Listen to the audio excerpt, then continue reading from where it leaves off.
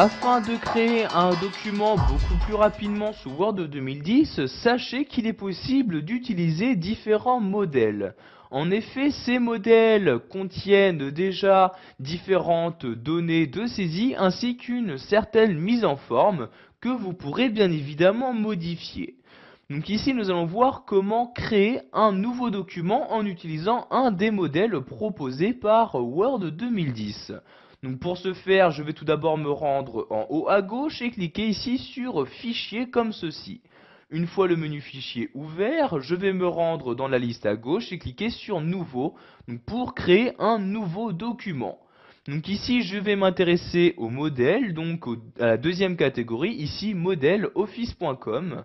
Donc si je descends, vous allez pouvoir voir ici donc tous les modèles proposés qu'il est possible d'ouvrir sous Word 2010. Vous pouvez par exemple utiliser un modèle pour créer des brochures, pour créer des calendriers, des diplômes, des enveloppes, etc.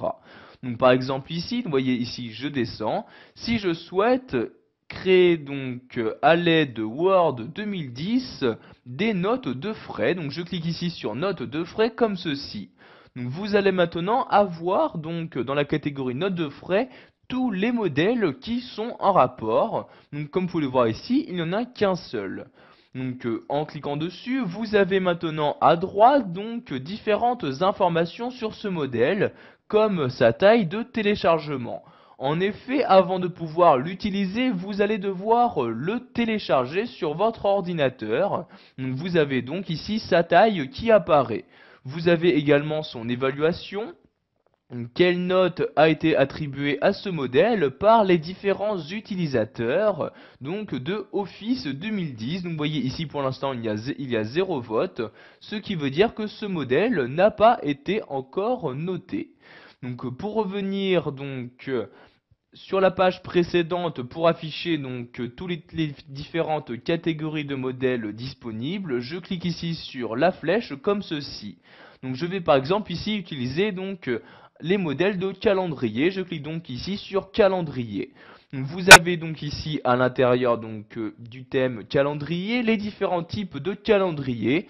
Donc ici par exemple suivant l'année. Donc par exemple si je souhaite créer un calendrier 2010, je clique ici sur calendrier 2010.